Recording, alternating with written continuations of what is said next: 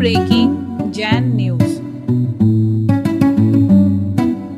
दूसरा हमारे बीच में आज जो हमेशा ऊंचाई जो होती है गहराई सापेक्ष होती है, और ऐसे दिनेश जी विनीता जी पापड़ीवाल अपने बीच में है। जोरदार तालियों से उनका स्वागत अभिनंदन करें, जिन्होंने शाश्वत तीर्थराज सम्मेत सिटर की पावन धरा पर नींव से सिटर तक बनने वाले उस सहस्त्रकूट जिनालय के लिए अपनी सहज स्वीकृति दी।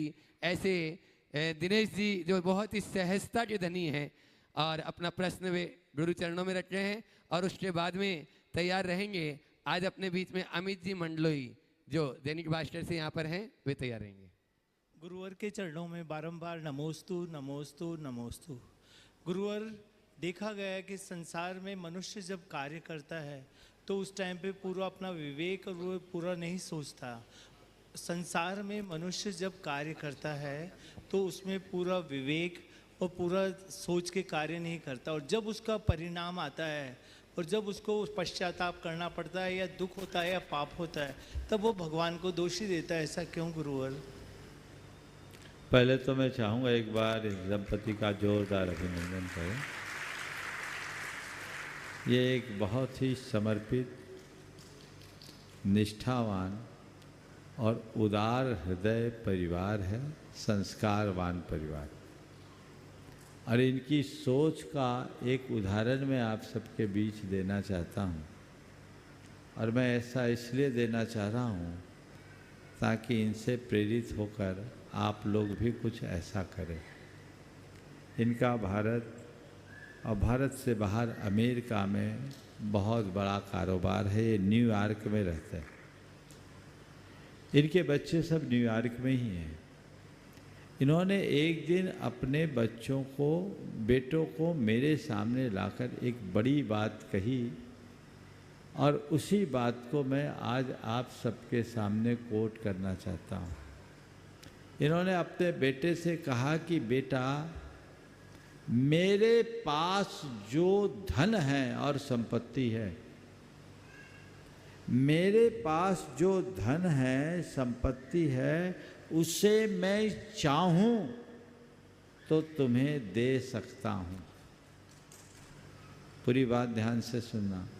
मेरे पास जो धन है, संपत्ति है, उसे मैं चाहूं तो तुम्हें दे सकता हूं, पर मेरा जो पुण्य है ना, वो मैं चाह कर भी नहीं दे सकता।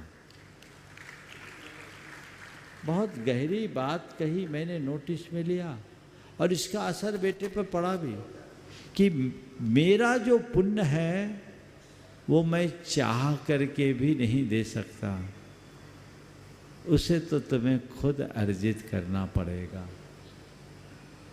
हर माँ बाप को अपनी संतान के लिए इस बात का पाठ पढ़ाना चाहिए। प्राय आज जितने भी धनी मानी परिवार हैं, वो बहुत संघर्ष करके उस ऊंचाई को छुए हैं, लेकिन उनके बच्चों को इस बात का आभास नहीं।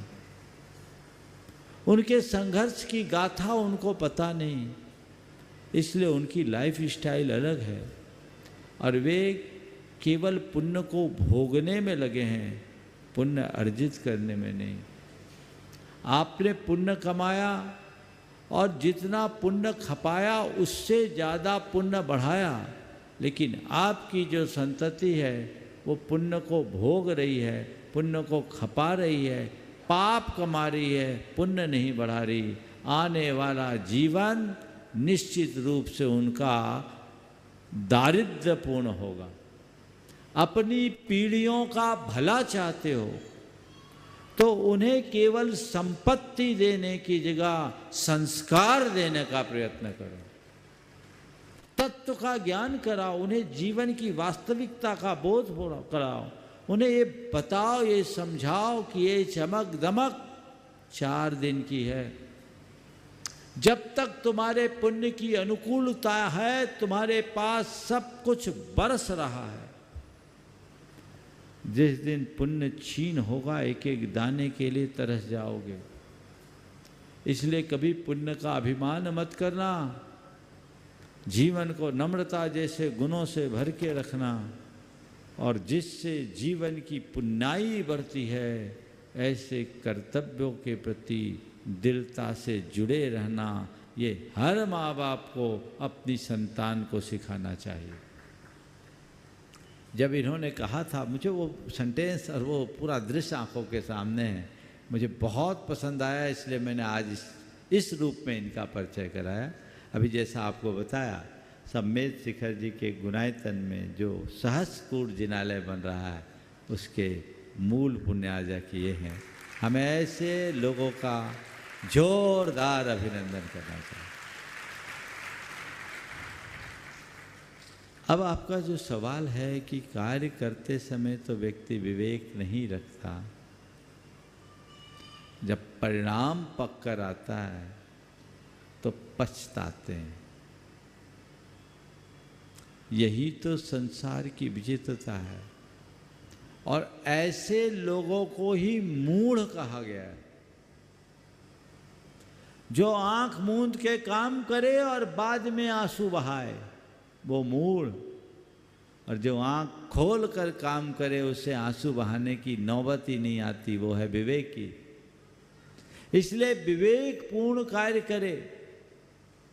आप जैसे अपने व्यापार व्यवसाय आदि कार्यों में सदैव लाभ की इच्छा से अपना काम करते हैं और बहुत सूझबूझ, समझदारी और विवेकपूर्ण तरीके से संपन्न करते हैं, वैसे ही आपको चाहिए कि अपने जीवन व्यवहार में लाभ की जगह भला को ध्यान में रख करके काम करे, विवेक के साथ काम करे, सूझबूझ के साथ काम करे, तो कभी पछताने की नौबत नहीं आए।